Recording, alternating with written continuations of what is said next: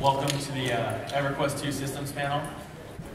Let me introduce everybody who's up here with me, starting all the way over there with Akil.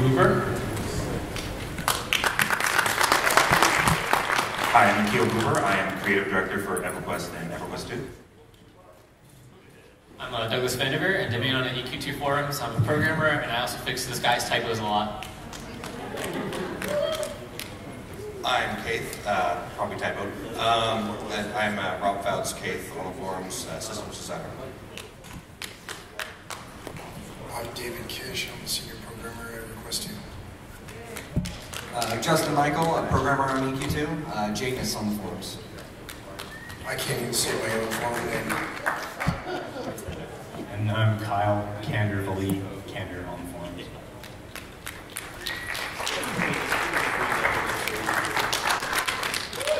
And I'm Michael Ganz, Xelgad on the forums, the systems designer.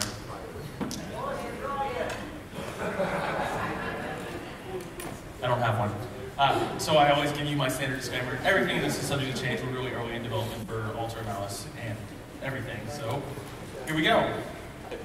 Just going on some of the things that are coming up in the next couple of months before the expansion. We are aware of an issue with stealth and AE abilities that are, in other words, our sustained damage on raids is knocking poor assassins, brigands, and other scouts out of stealth constantly. We are aware, and our coder over there gave us a nice, awesome fix that we will get to live as soon as we can.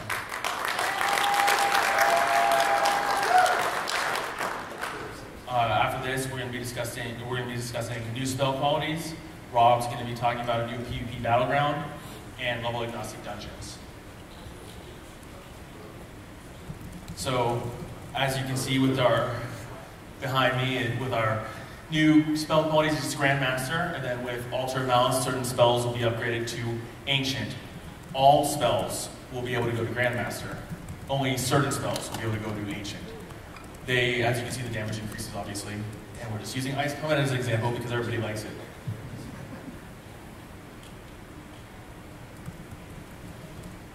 New battleground. Excuse me. New battleground, Balance of Fear. It's our first death match, purely scored by. Well, actually, there's two scoring mechanisms. The first is kill your opponents. You also have a penalty for dying. So if you're just zerging out there and dying, you're going to penalize your team more than you're helping. So working as a team is going to be a pretty big thing in this battleground. We also have a random gameplay field that is constantly changing every couple seconds. So you're going to want to be in a place that's more beneficial for you at this particular current time. You may have to move over somewhere else if you have too many deaths you want to cure. One of those tiles will actually cure your detriments moving around, and trying to make you move around and always have to reevaluate where you need to be in the battleground. And level agnostic dungeons, something that's something that I'm really excited about. We've got a lot of people in the lower levels that are having a hard time finding groups and group mates to go do everything because they might be 10 levels apart, 15 levels apart, 30 levels apart. With this, everybody will be able to queue up into our dungeon finder for a level agnostic zone between level 20 and 89, and you'll be able to play with anybody within that level range. The content's going to be, it's going to work for you, feel like it's for you. So you will be hitting mobs appropriate, damage, as well as getting drops that are appropriate for your level range. So everybody has a full gameplay experience, despite the fact that someone may outlevel you by 30 levels, 40 levels. You will be just as effective in the battleground or in the dungeon as they will. And as you can see, they got no walkouts, and the zonouts are going to be in the cities. They're all zones that you have already seen, and that list over there, I believe, is the correct list? That's the correct list. There's actually going to be a couple more on there. We're not going to be putting all 10 of them out at one time, but there will be 10 in our first couple of waves. So now let's talk about Alter Malice. We got comments from the Peanut Gallery over there. As you all know from the keynote and all the information that we've been putting out, we're increasing the levels to level 100, which obviously comes with new prestige abilities, new trade skill prestige. Then we've got a bunch of back-end system adjustments, new types of critical hits. I want to talk about a little bit of some adjustments we're going to be making for beast swords in specific. And there's more. We're going to be continuing choice-based itemization. We're expanding the stat layouts for the raid armor. We have new poisons that are stat scaling, new types of armor runes and PvP itemization changes, and some recommended stats that I want to talk about going forward. So let's go to the beginning of that. We'll talk about the level increase. It's all three: it's adventure, trade skill, and guild. Every 20% of the level, you get a new prestige point, and it's all enclosed in an entirely new prestige tab. So here's a preliminary layout of the prestige tab. It's based off of Kingdom of Sky prestige, or alternate advancements, as you can see. The first ability up top will be toned more directly towards your class. It only is one rank. Then the next ones will be, I believe they're 8 right now. They might be 10, I can't remember. The next one, as you can see, is 1 rank, costs a little extra points. And the final ones are your end lines, which will have unique abilities, and they are shared between specific classes, such as Shadow Knights will share with Berserker due to similarities in how the gameplay works. And then Paladins will share with Guardians again, due to their role. So let's show you some of the new abilities. You saw these two in the keynote. A little misinformation there, though, that Shadow is for assassins, brigands, and swashbucklers, not just brigands. Rangers have their own slightly different version that was not ready to be shown here, so you'll have to wait for beta for that one. And then Temporal Mimicry is an enchanter ability that lets you cast your spell on anybody in your group. Kyle over here is my wizard, and I'll cast it on him, and I can get I can copy his ice comments, and I get the damage, so it goes to me.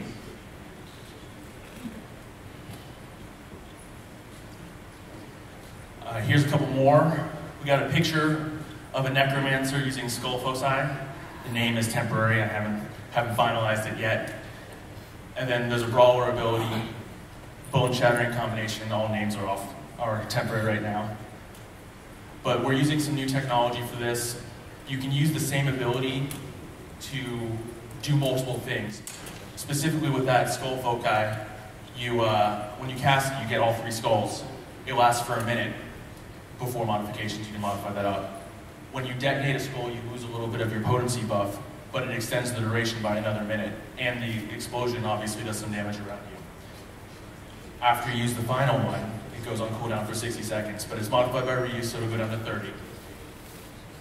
Over here we have Bone Shattering Combination, which is an ability that works similarly. You use it, it becomes more powerful with each consecutive use until it goes on to a full cooldown.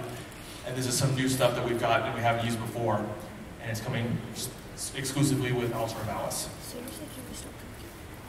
And then there's the cool skulls that follow you around in circles, and when you move, they follow you.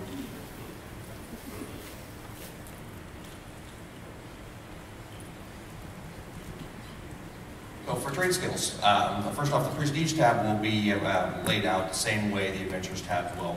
They're actually using basically the same, the same formula. You will have the same amount of layers and the same number of abilities that you can choose from. One of the prestige that we're going to be doing is you're going to have some more harvesting. One of the things we want to do to get people out and doing is seeing the world again, and getting out there and harvesting special and rare resources. And these are going to be a little bit more rare, a little bit more powerful, and a little bit more usable than the current rares are very usable, but they don't really throw out a large amount of power, and they're very easy to get compared to how they used to be, partially due to skill increases.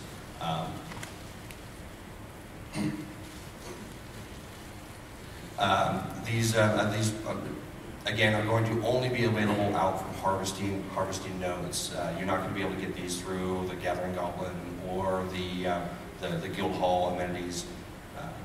you're going to have to go out and actually harvest.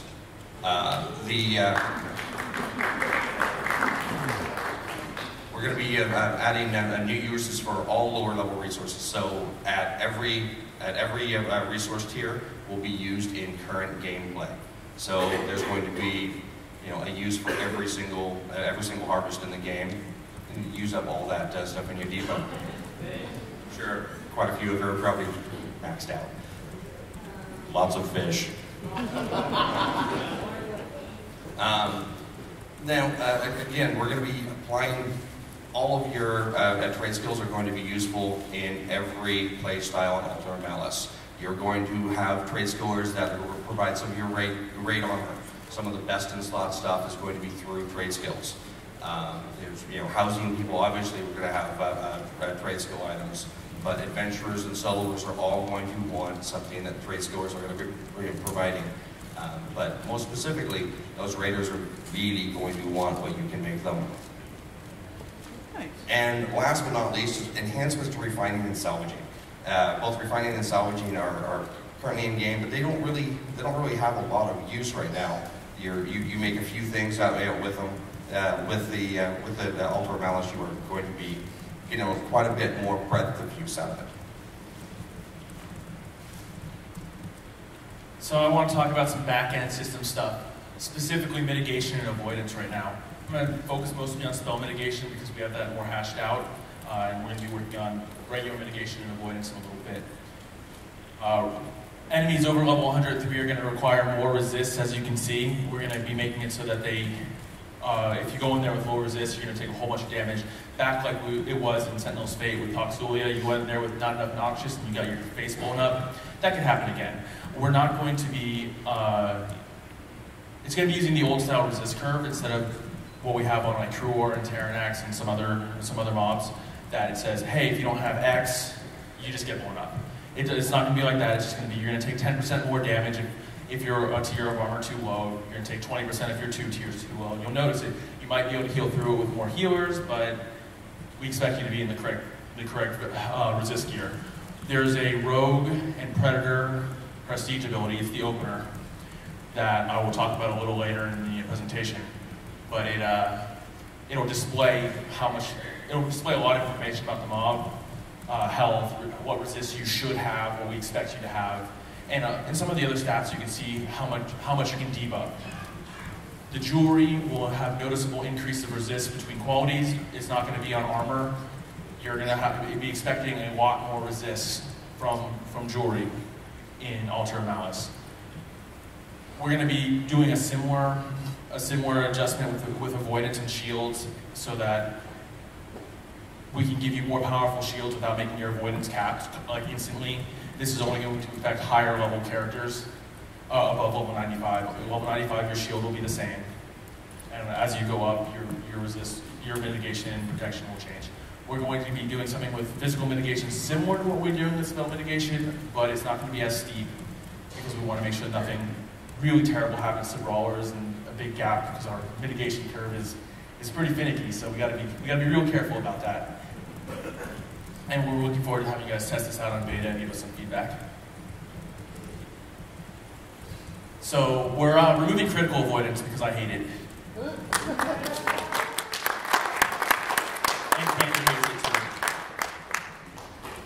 So what we're doing with critical is we're adding new types of critical hits that you can get if your critical is above 100%.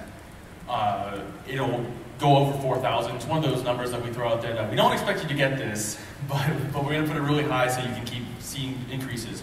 And there are 3 new types. One of our coders over here made them pretty awesome, but let me pull them up for you. So the 3 new types of criticals are Legendary, Fabled, and Mythical.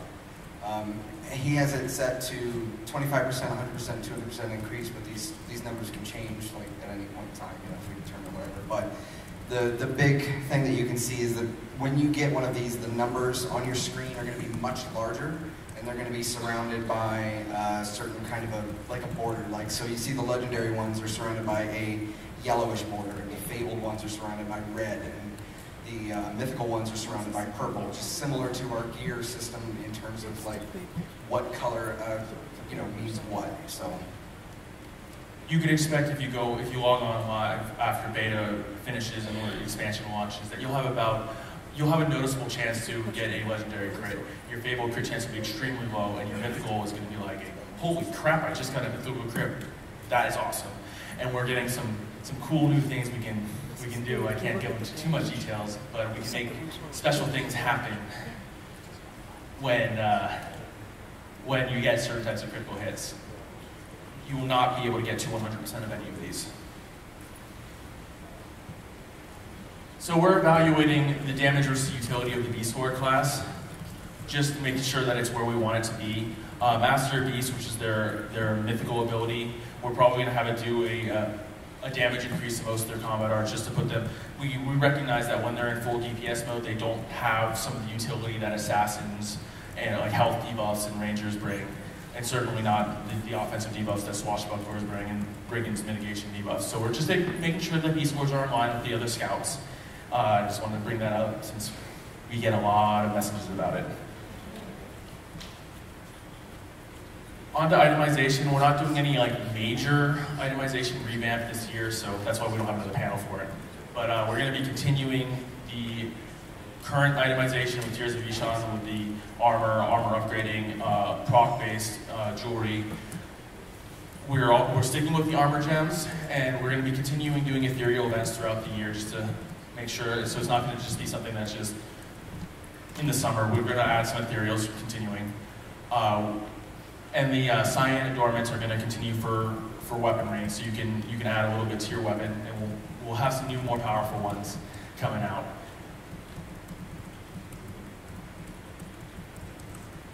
So the more armor stat layouts that I want to talk about for raids, we're basically just taking all of the existing ones that were available in heroic and solo content and letting you get those ones in raid, except for no stamina gear. The reason being is we don't want you raiding in no stamina gear. If you can do it, go ahead, but you probably will die. And we're going to make that even more painful this expansion with more damage, so be careful.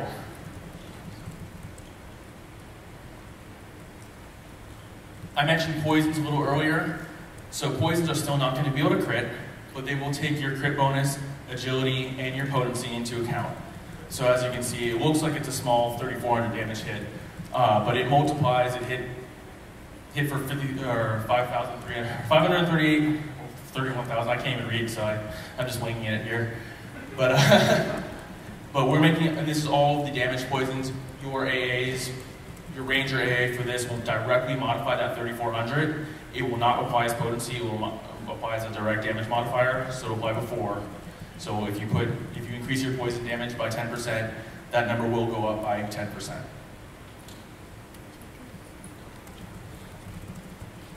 So we're going to be adding a new type of armor runes. They're going to be our way of using set bonuses this expansion.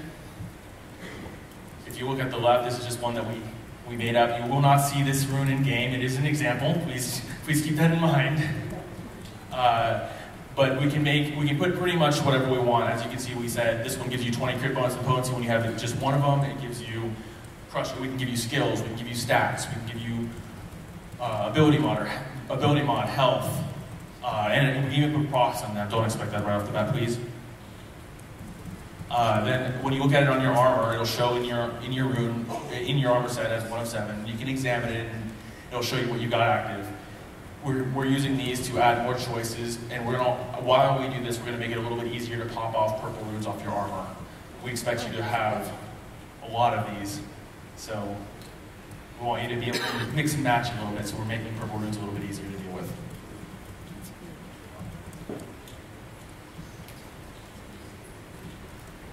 So for PvP, we're going to also obviously be increasing the levels. PvP is going to have a new full set of blue adornments. We're removing toughness and lethality from armor entirely. Any toughness and lethality and PvP stats are going to have are going to come from adornments, so that you can take in your PvP armor, and you'll still be able to fully PvE in it. and vice versa. You'll be able to take your PvE armor and into PvP, and all you might have to do is change your adornments without having to re-gear 2 sets of gear. That's our big thing, is we don't want people that want to do 2 play styles who have to completely gear separately, and it's bad. So back to my recommended stance and ratings comment. So here's just observe an enemy. You get this by purchasing, just when you hit level 20% into 95, rogues and predators will purchase this ability as the opener for their row, and it lets them see all these stats off to the right. It'll show you, max health. It'll show them the strength or the primary attribute, the one that matters for that mob. It'll show it right there. Show how much potency it has. These numbers on this mob are a little high, but it'll show you the damage protected, how much you can debuff, and it'll show you how much health we expect you to have and how much resist we expect you to have. So it's like I said, it's a prestige opener. You can use this in combat, so you can make sure the mob's being debuffed properly. If raid leaders are concerned that people aren't using their abilities, just have your rogue give you a little bit of information. This will display in your chat log, so it might be a little bit difficult to read in mid-combat, but this is the best way we have to message it to you. Oh yeah, it can definitely be parsed. Oh, and so Mechanoct here has, before it was killed over 6,400 players, and there's Jason smiling maniacally over there for his victory and killing everybody. And we watched every single one of them for an hour.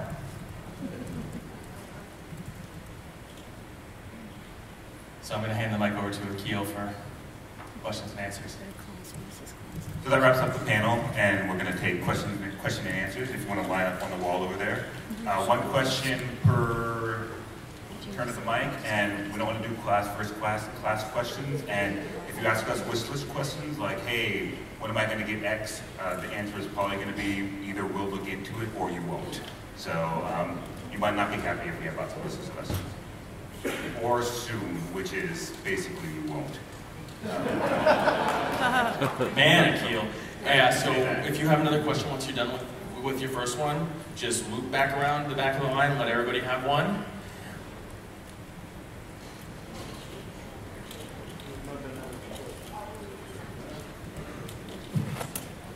Okay, first of all, the double thumbs up for the challenge duo dungeons idea. Okay. He's sitting right next to you. My question is, with these resist changes going in and us being required to need resist, can you please upgrade the Bard resist song?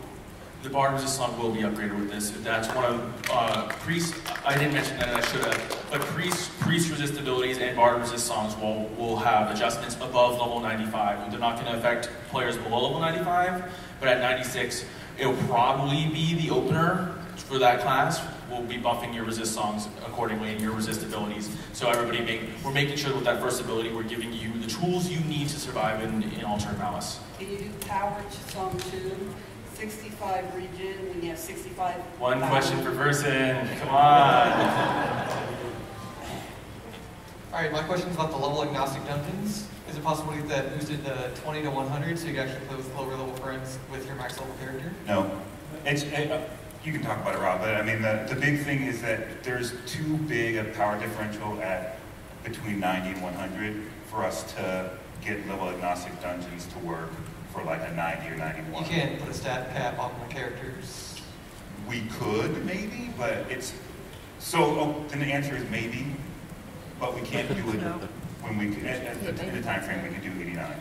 Alright. So maybe eventually, but soon.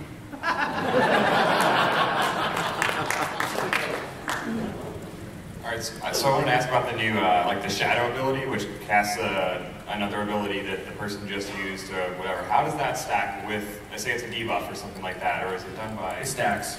It's so technically, Kander here will be my shadow. If I cast it on, this in specific shadow works, I can target any mob with it. Yeah, there we go. I can target any mob I'm fighting with, and it'll make a clone of me, and it'll run after that mob. When I use an ability, no matter what I'm targeting, he'll use it on his target. So you can send it after mob A, and I'm fighting mob B. If I use dispatch, his will hit that one, and mine will hit this one. If we both hit the same target, it will stack because he's a different caster than me. In other words, Caith says it's awesome. Hello, Ashley here. Hi. So, this instance has expired. When is that going to be taken care of? Is it going to be an issue in future content? What's creating it? That is a bug that's really hard for us to reproduce. Maybe Douglas has more information than I do, though. You're talking about where you go into, you're trying to zone into a new instance, and it's like, oh, this one's expired, get out. Yeah.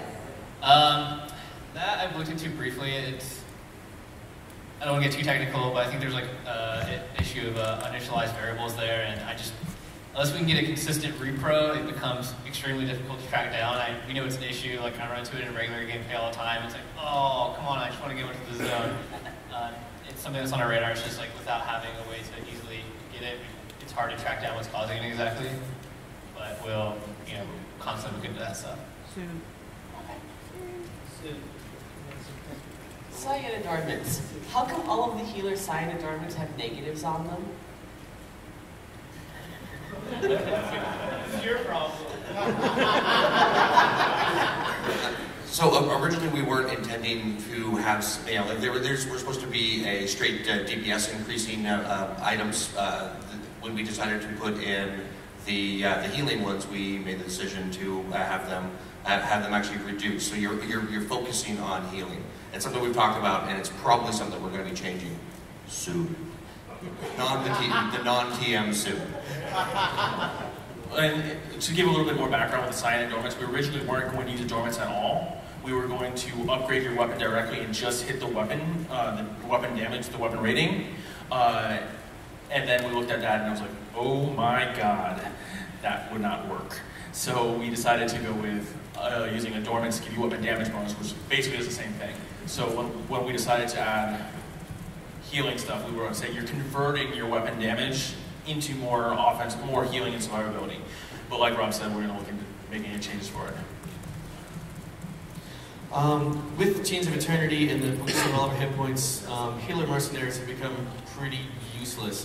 As an example, I have Blooded Hoops, which do 10% of my damage every time it procs to me. I can go to a guild hall, set up the epic training dummy, and turn on auto attack.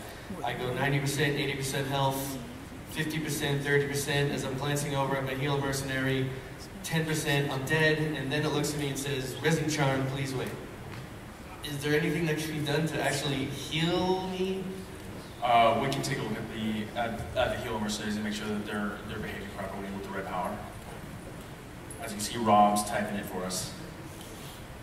New trade skill prestige. Is that going to replace the old prestige page, or is that going to be in addition to? That, just like the adventuring, it's actually a new prestige tab. So you will have that in addition to the other prestige. Okay, thank you. So with our ability to research Grandmasters and drop rare, ancient scrolls, that will be available 2 weeks early to all access members, and then to everybody after that 2 weeks launch, right?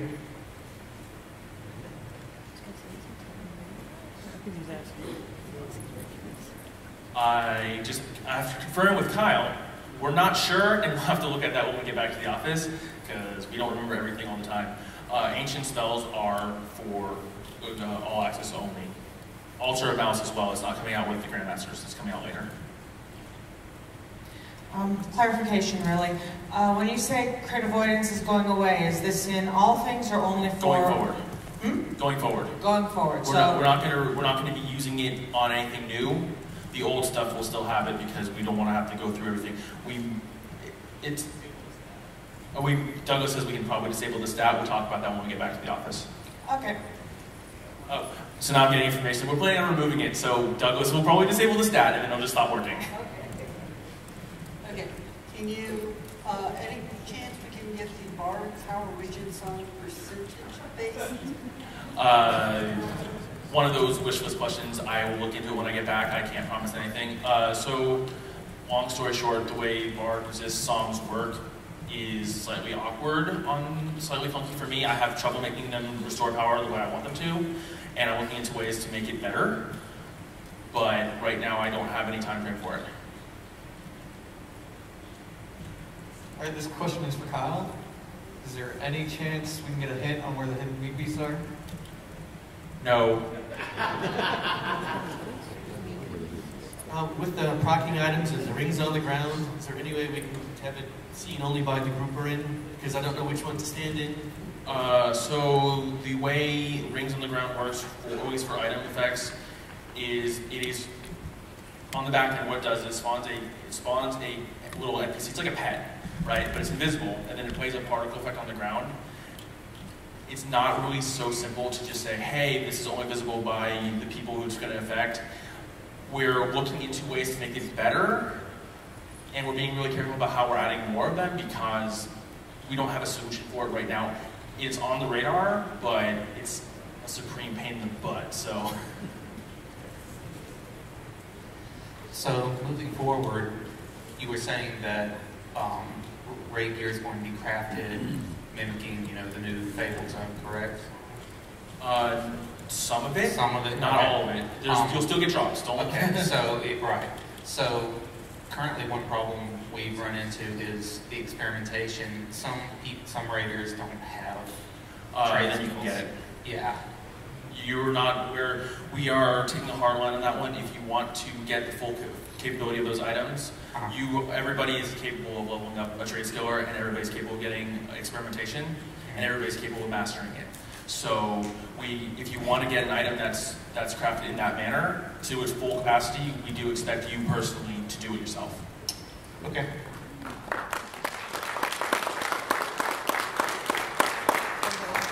So in terms of player versus environment balance, since we don't know if Grandmaster or Rare Ancient Scrolls are available to everybody or just all access members, how is the game going to respond if half the players we will never, I won't say now, we have no plans to ever make the game unplayable for free players.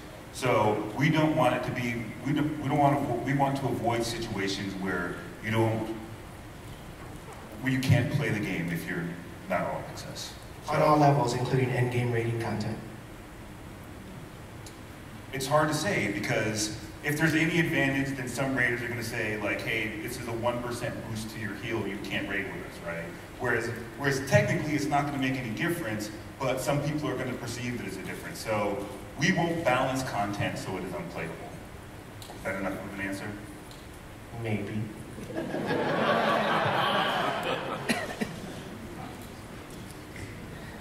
When the agnostic dungeons return you to a city, are they returning you to the city that you joined it from or to your home city? It's going to, it'll return it to either Freeport or Kinos. Freeport or Kinos? Yeah. Including exiles? We haven't discussed some out of that, so we'll write that one down and make sure we have some place for them safe to go. The reason we are putting you back into one of the main cities is because okay, so exiles will be returned to the feet of Vulog. I'm getting confirmed from Kyle. So you'll have to be ready for that. But the reason why we're doing it that way is if you are level 30 and you decide you want to run one of the Charasis zones and you zone out and you're like, first off, where the hell am I? Second, why is there a level 75 mob in my face? And third, why am I dead?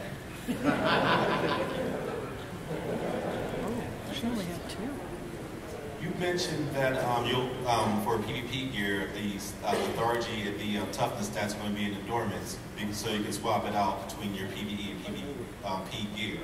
Does this mean that you're going to have an easier time swapping out endurance than we had in the past, so we can easily, instead of having to spend the coins or whatever we can just do to change out the endurance? Yes, you will definitely have an easier time swapping adornments. All adornments at every playstyle. Word. So with the new critical wings going away, is it the way it's going to work then is assuming that you give you 100% crit chance at least. You'll still be critting in the old traditional way that we're used to with crit bonus applying, and then depending on what your crit chance is, you might hit these other tiers, which then are multipliers, like an extra 25% on top. So it's actually more powerful than that. You'll still be critting, you have 100% crit, right? So you're fighting, you're still getting your 100% regular crits. They show up as normal, because that's basically what our game has, regular attacks have become, they're critical. So instead of like taking away all your criticals and starting over, we are going with these are the new criticals. The old ones are no longer really criticals, right, in our mind. And so you'll be crit, then you'll go randomly, oh, I have 25%, bam, legendary crit. But when it says, I'm gonna hit for 100,000 damage, right? And then that's the crit, and then it multiplies that by 1.25, or 2, or 3. So it's not multiplying, it's multiplying the actual final damage. Right, it's not like, it's a true multiplier. Right, so it's not like you're just getting plus 25 crit bonus. You're getting much more than that. Right, excellent. And therefore crit bonus does affect it. Now, I have a question about the spells, the new Grandmasters and Ancients. Those you have to be, for the Ancients, you have to be a full member, is what you're saying now. Is that to use them only, or can you still loot them? You can still have a chance to get them? So there's spell scrolls, right? So you can still get them. You won't be able to scribe them, if I remember correctly, and then you won't be able to use them. If you are an all-access member, and then you have a whole bunch of scribed, if you unsubscribe for whatever reason, you go back to free, it will remember what your last version was and cast that when you push the button.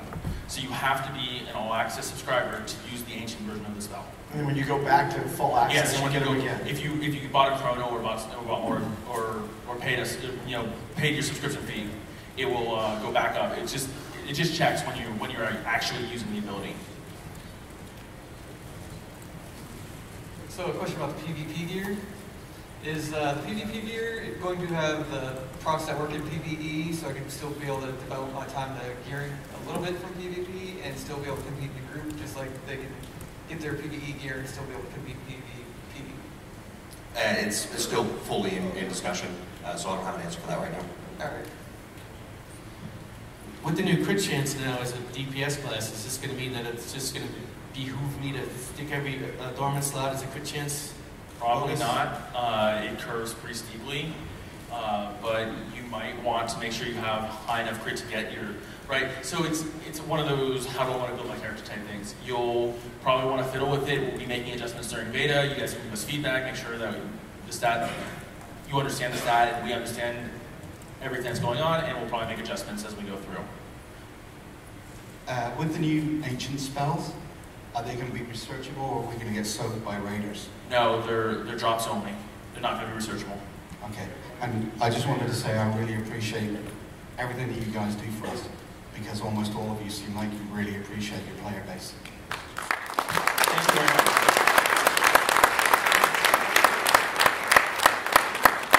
And Kyle wants me to reiterate that the ancient spells are going to be really rare, so be prepared.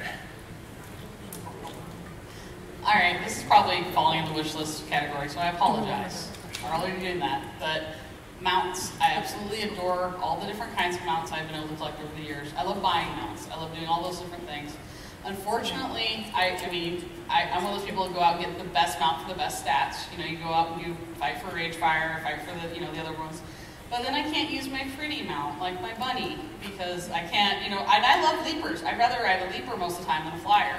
But I want my stats. Is there any way we can work on making it so you can have the stats and then just be riding around on the leaper or something like that? That's just something I would like to think about, but I know it's a wish list, so probably no answer. No, so we do actually get this amount of people asking about, can I use my Weeper as a Weeper appearance on my flying statted mount, right? So we don't want your bunny, flying through the sky. I don't want my bunny flying. Without I don't want it to fly. I just, I want the stats. That makes sense. That's, yeah. Rob's going to write it down. Why we wouldn't do that. Yeah, I don't want to change the mode of transportation. I just want to be able to keep the stat bonus, because if I go into a raid, I have to wear the big dragon or something like that, and it's big and it takes up a lot of space, and I could be riding the cute little rabbit or the crazy squirrel. Yeah, bunny is hardcore. It's got blood. So when you're all access and you loot an ancient scroll, and then your subscription lapses, okay? So now the game remembers that we're not all access. But does it also know that we had an apprentice before that and can still upgrade? It'll cast at the last level, and you can upgrade it as you could before. Okay. Yeah, it behaves like the old level, and then as soon as you're all access again, it goes back to ancient. Right. Good. Oh, that's cool. So with the new mythical grids and things like that, wards inherently are more efficient. So in comparison, between wards and heals, how is that going to affect wards? Because heals are capped by a hit point level. Wards are just there. That's why wards have a penalty when they get a crit. They don't get the full effectiveness of your crit bonus. So, and I want to reiterate why you bring that up. We don't want heals coming into the back to 2. Every time I cast a button, it's going to be a full heal. So we're being really careful about that, and that's why we're keeping the crit values pretty low. So they're going to be kind of like surprise bonus. Yeah, that's like a crit's supposed to be, instead of like, I get any crits all the time. But yes, we are keeping in mind the balance between wards and regular heals, and if we need to adjust the value for wards up or down, we will do those adjustments in beta. As of right now, we don't foresee any major issue with the current formula as we go into beta. But we are evaluating it and making sure that it's not going to blow up. So, in either direction. You had mentioned changes to salvaging and refining. What were the changes? Those changes will be revealed in beta. They're confidential. With that one, I forget what it was called, the spell that you can copy somebody else's spell. Temporal mimicry. Would that work on something like, we have to coordinate it, if I cast it on a Necro, and he casts Life Burn, am I going to die too?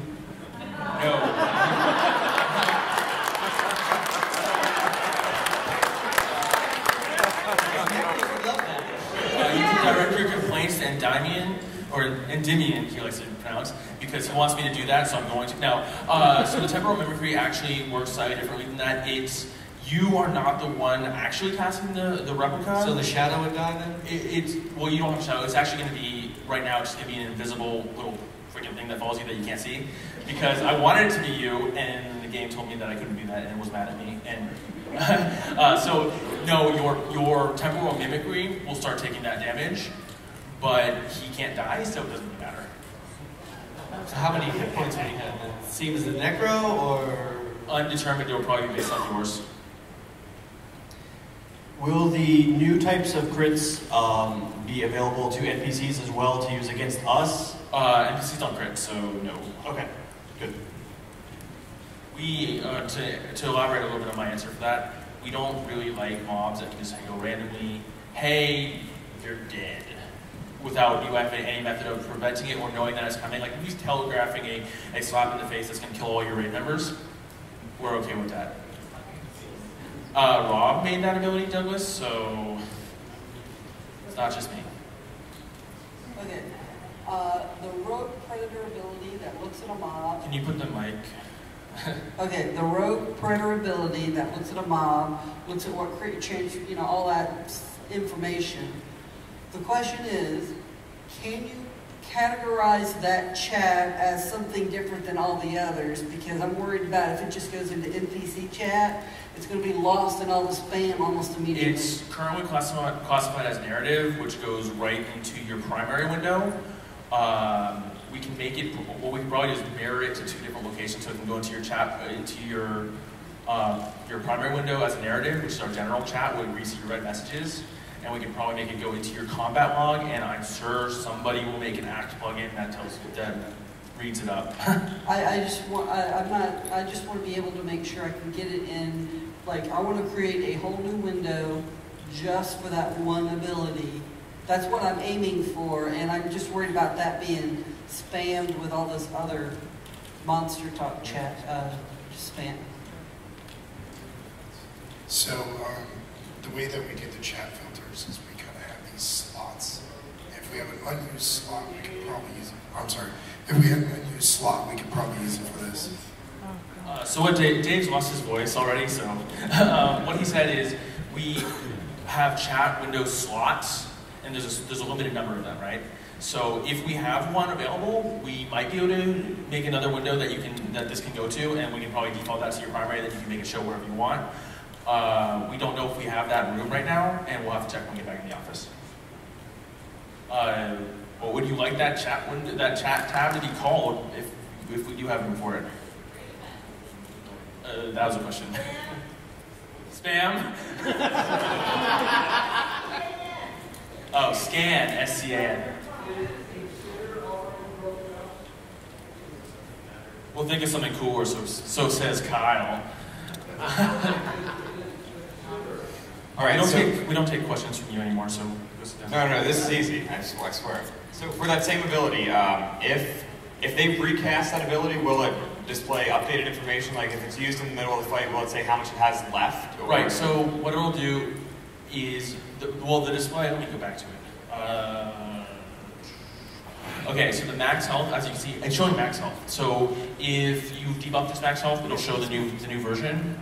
It will show, if you debuff 1,000 strength, it'll show 444, right? If you debuff the potency, it'll show the debuff there. It does update when the spell finishes casting. That's when it displays the chat, and it displays on the fly. It doesn't display the base. But like things at the bottom, health, noxious resist, arcane resist, are not going to be modified during combat, so you won't.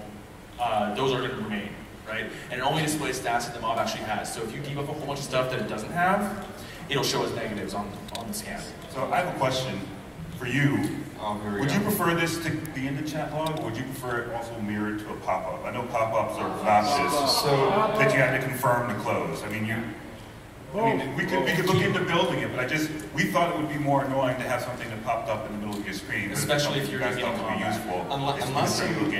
Unless you developed an entirely separate UI element that like the whole raid could see, and then it would update whenever it's. It would have to be a whole separate window. To have just a pop-up, it's going to just be something people would click out of the way and expect somebody else to tell them what they need to debuff still anyway. So thanks. So yeah, probably just a chat log. Yeah. So and along those lines, is there any way that this can be? We can easily see what is capped on how far it's been debuffed? Because it's obviously not 0, so is there any way to have like a little asterisk or something when it's at the minimum? Not really. I can look into it. But everything caps slightly differently, so we have to hard code that in. And then if the caps change, it could cause us issues. We can look into it. You'll probably notice it when the mob stops changing, but yeah. And I'll see about putting a post on the forums about what our negative caps are, and that might make it easier. Is that really all my questions? I have another 10 minutes. Jason Warner, do you have a question?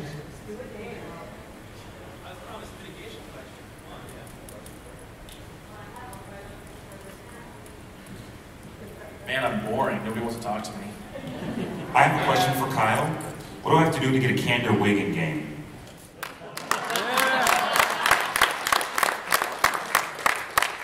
So after a long and arduous battle with Kyle, we've decided that we're going to make one. I'm not kidding.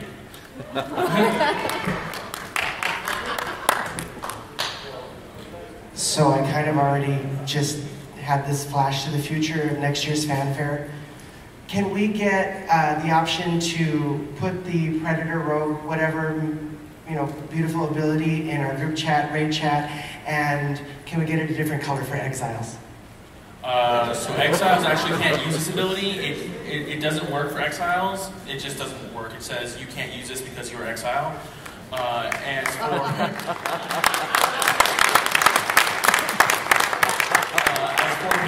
as for pasting it into group chat, we don't have a clean way to make an ability talk to your group very well. So it's probably going to be more like somebody, who I will not mention, will make a plugin for a very specific parser that prints it to your clipboard.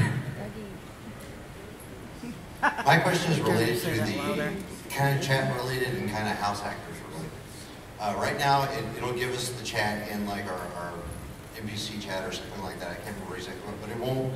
You know how on your when you're talking to a quest giver or something, you get the word bubble. Is it possible to also make house hackers to where whatever they say comes up in a word bubble? We'd like to. It's something that we're looking at. Right now, house actors are items and not NPCs. So they don't do anything that NPCs do by default. So anything that we want them to do that NPCs do, we have to build into them specifically. So those are all things that we'd like, but we just haven't had a chance to do it yet. Cool. Can that spell be cast on players? In PvP combat, yeah. In PvP combat? It's hostile, so it won't go on a beneficial target. So a raid leader can't use it to see what the stats of his raid members are. You just want to breach everybody's privacy, man. No, you can't.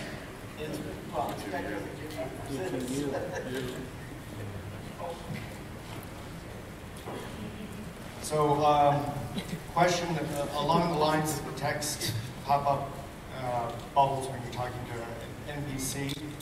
A lot of them are rather verbose, and the bubble is so wide, and often you have to change the camera angle to be able to see the whole text. Would it be possible to maybe have it scroll? Or do I have a bad UI set? We should just not make text that's that big. I mean, I really don't want scroll bars and chat bubbles. That's not a good experience. So if that's happening a lot, like bug it. Like we shouldn't be making something that is so big that you need to like look around to see it. Yeah, we like worst case we can break it into separate dialogues, but we shouldn't be doing that. So. I have a question on progression. Right now, my casual group has finally been able to begin dominating halls and labs, and it seems like the designed progression is now we have to join a raiding guild to start to go into Dom. Because that's where the, pants and VP is. Is that intentional? We've had people beating that in full heroic gear without any raid jobs, so it's just a little bit more difficult. As long as you're geared fully up, you should be, with the proper class makeup and just getting used to the zone, you should be able to clear it. It does not require a raid to beat that zone. Okay, you don't need a raid.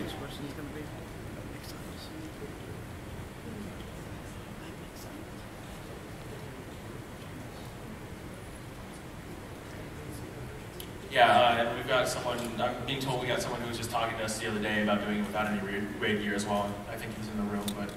Okay, and high contested seems to help with getting pre-geared for Dom, so that's appreciated. Right, and as new content comes into the games, more powerful gear will help you break into the harder zones that were earlier in, so it's not something we have any intention of changing right now. The harvesting pets, the pony and the goblin, had their harvest tier menu split into two separate sub-menus. Can we please get that for the Guildhall harvesters as well? Yes. Rob says yes.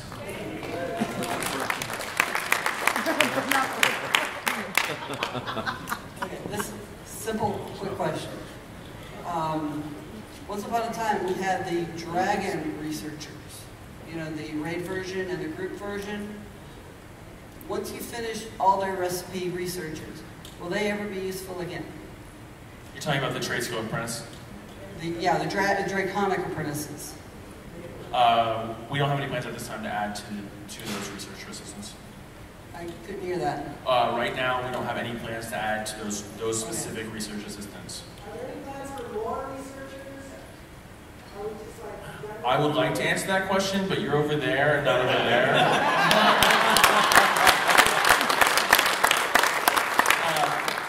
In all seriousness, yeah, we're probably going to add some more. What I want to ask for, you know that illusionist ability, the barrage thing? Temporary mimicry, or yes. okay. Can that also be used like to mimic a healer to help pinch heal? So it copies hostile spells exclusively. However, there are some healers that have hostile spells that also do heals, specifically like Fury. So if you put it on a Fury, you'll copy their spells and then it'll fire back. It won't get like special AA modifiers to a lot of things because you don't have those AAs. You're just so at that point also wouldn't be able to mimic like from a channeler or something like that because you would not be able to copy a channeler's arrow because the channeler's arrow is a combat art.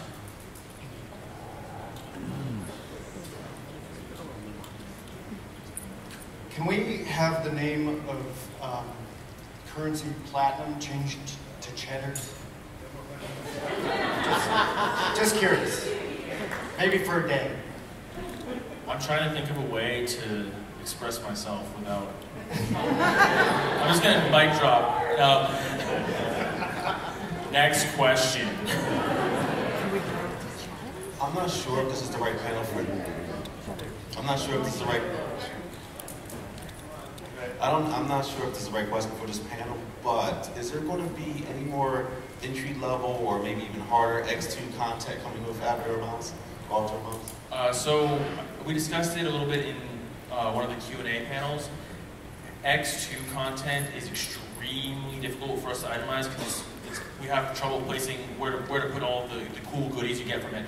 And like Kyle mentioned before, believe it or not, Death Toll was a experiment for X2 itemization.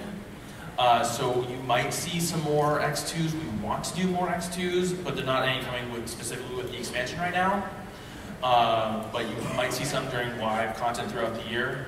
I want to add one more thing. We have a couple more minutes, so we should do one more. No, funny hat guy can answer. He can have the last one. No, there's two. I was kidding. All right. Well, my question is probably, like I said, another wish list question. Guild symbols and cloaks and stuff like that, is there any way we can see those getting updated with new symbols and things like that? We've had the same ones in game for I don't know how long, and it's kind of redundant. There is a technical restriction that stopped us from doing it last time, so we can look at it again, but there's a like one texture sheet or something, and it's difficult to add a second. Ready? All right. I was told by a Crusader to ask this. So mimicry, if you put it on the Crusader to copy their hostile spells, will they get the hate position from like Prairie Sacrament and Consecration? It'll go to their. It doesn't, like I said a couple of times, Corridon. It doesn't actually. You're not the one actually mimicking it, so it's an invisible pet that does it for you. So yes, it will get the hate positions, but it'll go to something that doesn't really exist and can't get aggro, so it doesn't matter. That's about it. That spell. Perfect. So. I'd like to thank everybody for joining us for the EverQuest II.